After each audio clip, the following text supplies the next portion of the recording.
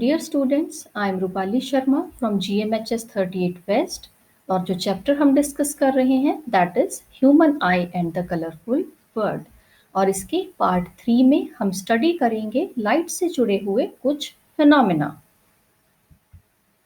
तो सबसे पहले हम देखेंगे refraction of light through prism. अब प्रिज्म क्या है? Prism is a homogeneous transparent refracting surface which is bounded by two non-parallel surfaces जिनको हम रिफ्रैक्टिंग surfaces भी कहते हैं। और ये जो surfaces हैं these are inclined at an angle और उस एंगल को हम कहते हैं एंगल ऑफ प्रिज्म या रिफ्रैक्टिंग एंगल। अब dispersion of white light by a glass prism हम देखेंगे। When the white light pass through the glass prism, we get a band of 7 colors और ये 7 colors जैसा कि आपको पता ही होगा क्या नाम है इनका? Vibgyor. And this phenomena of splitting of white light into constituent colors when it pass through glass prism is called dispersion. ये जो फिनोमिना है इसका नाम डिस्पर्शन होता है और जो बैंड हमें मिलता है कलर्स का उसे हम कहते हैं स्पेक्ट्रम। तो आपने देखा यहाँ पे प्रिज्म की डेफिनेशन क्या है, एंगल ऑफ प्रिज्म क्या है, और जब व्हाइट लाइट प्रिज्म से हम पास करेंगे तो हमें जो कलर्स का एक बैंड मिलेगा उसे हम स्पेक्ट्रम कहेंगे और फिनोमिना को कहेंगे डिस्पर्शन। तो अब डायग्राम से इन कंसेप्ट्स को हम समझ लेते हैं। यहाँ पे आपको प्रिज्म यहाँ पे विजिबल हो रहा है और ये जो प्रिज्म आपको यहाँ पे विजिबल हो रहा है यहाँ पे एंगल ऑफ प्रिज्म यहाँ पे हमें नजर आ रहा है। व्हाइट लाइट का बीम इसमें से जब क्रॉस कर रहा है तो आपको 7 कलर्स देख रहे हैं। सबसे ऊपर रेड कलर है और नीचे वॉयलेट कलर है। So white light is composed of 7 colours and each colour is having different wavelength. तो रेड कलर की वेवलेंथ आपको पता है मैक्सिमम होती है and it travel with more speed, so it will suffer least deviation. जो red colour है उसका लीस्ट डेविएशन होता है। क्यों? क्योंकि उसकी जो वेवलेंथ है वो सबसे ज़्यादा है और वो सबसे ज़्यादा स्पीड से ट्रेवल करता है। तो अब इसके अपोजिट हम देखेंगे, वॉयलेट कलर जो है हमारा, वॉयलेट लाइट जो है इसकी वेवलेंथ क्या है? मिनिमम है और इसकी स्पीड भी क्या है? मिनिमम। और इस वजह से इसकी डेविएशन जो है वो मैक्सिमम होती है।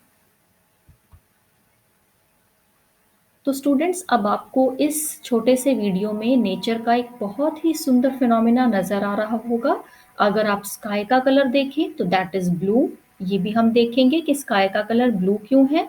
और आपको यहाँ पे नजर आ रहा है हल्का सा एक रेनबो। तो अब हम ये स्टडी करेंगे कि रेनबो क्यों बनते हैं, रेनबो के पीछे कौन सा रीजन होता है और स्काई का कलर हमें ब्लू क्यों नजर आता है। तो ये सब होता है डिस्पर्शन इन नेचर की वजह से। So let us see these phenomenas. तो अब हम देखेंगे dispersion of light in nature. Rainbow.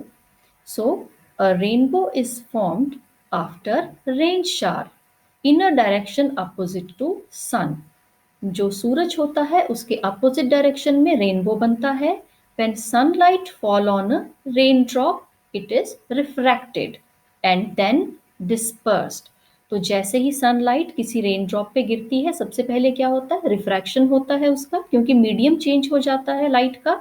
और आपको पता है when light enter from one medium to another it is refracted और उसके बाद क्या हो जाती है? वो dispersed और डिस्पर्शन की वजह से हमें बैंड ऑफ कलर मिलता है। तो डिफरेंट कलर जो हैं then suffer total internal reflection when fall on opposite surfaces of water drop. तो ये जो कलर्स हैं ये दोबारा से रिफ्रैक्ट हो जाते हैं when they come out of rain drop. अब यहाँ पे इस वीडियो में आपको जो दिख रहा है पानी के नीचे कुछ स्टोन्स हैं जो आपको हिलते हुए नजर आ रहे हैं और यहाँ से आप रिलेट कर सकते हैं एक और phenomena which is refraction of light. आपको पता है मीडियम चेंज हो रहा है। So now let us take refraction in atmosphere. So refraction of light taking place in atmosphere is called atmospheric refraction and this is due to variable density of atmosphere. जो हमारा atmosphere है उसमें different layers हैं और उनकी density same नहीं है, और उनकी डेंसिटी अलग अलग होने की वजह से जो लाइट सनलाइट एंटर करती है अर्थ की तरफ आती है उसमें वो सफ़र करती है refraction. The layers of atmosphere which are closer to earth are optically denser medium।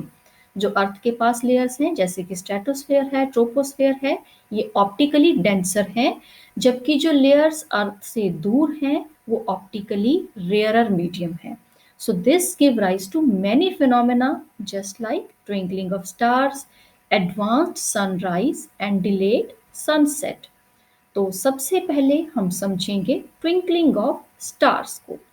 The light emitted by distant stars enter the atmosphere.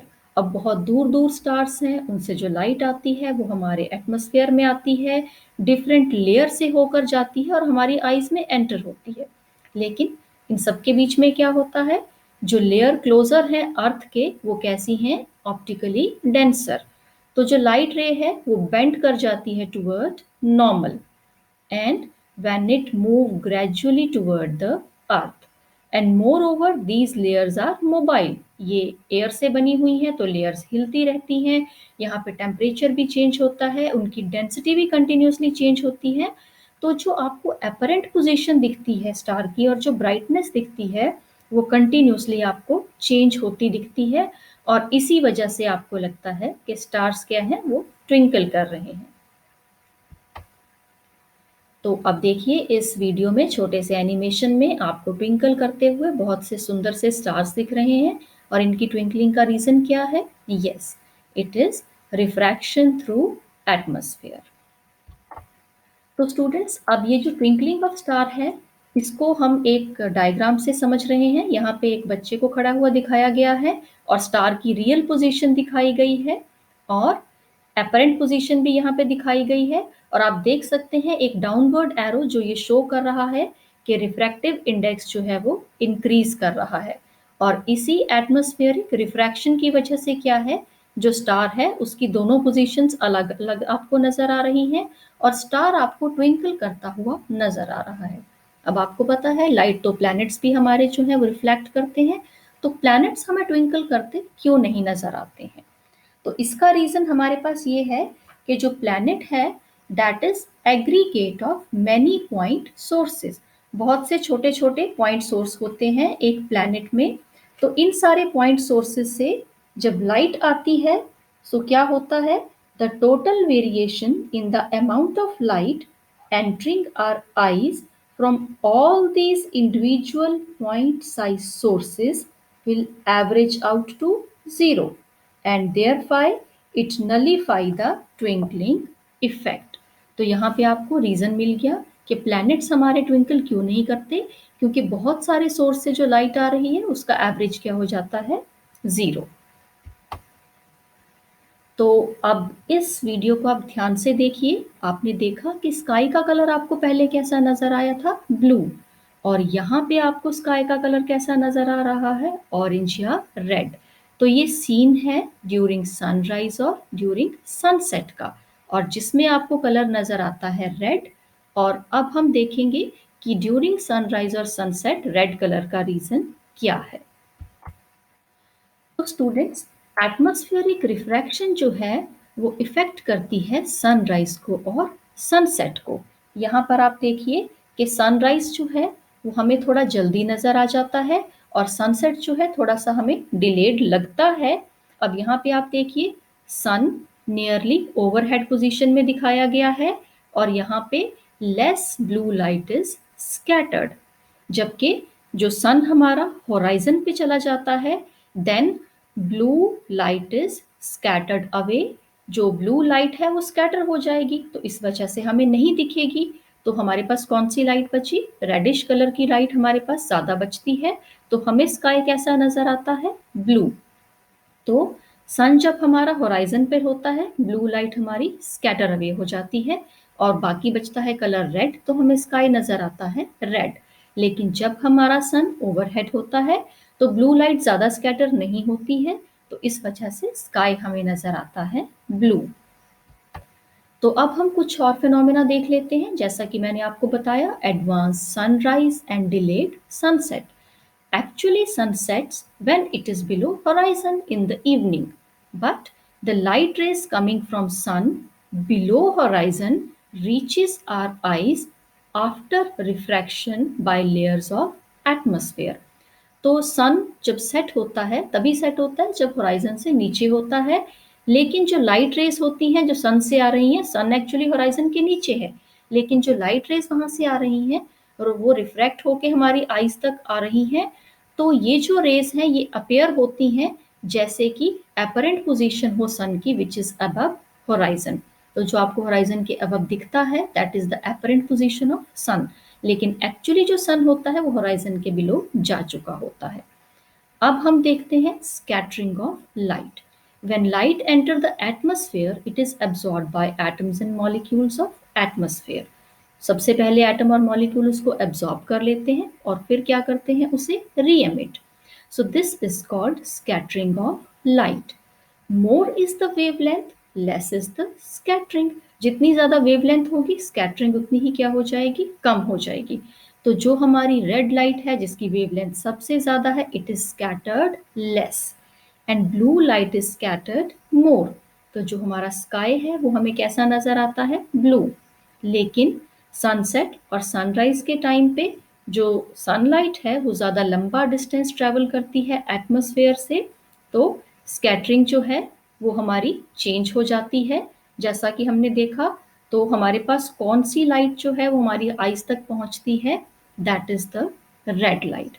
तो स्टूडेंट्स, आपने इस पार्ट में देखा लाइट से जुड़े हुए डिफरेंट फिनोमेना जो हमारे नेचर में होते हैं, जैसे कि सनसेट हमें कैसा दिखता है, सनराइज हमें कैसा दिखता है, उसके टाइमिंग्स या अपरेंट पोजीशंस कैसे होते हैं, और आपने देखा कि रेनबो क्यों बनता है, उसके पीछे का रीज़न क्या है, और इसके अलावा जो लाइट से बाकी जुड़े हुए फिनोमेना हैं जैसे कि रिफ्रैक्शन इन एटमॉस्फेयर। तो आई होप कि ये पार्ट आपको अच्छे से समझ आ गया होगा। So thank you very much.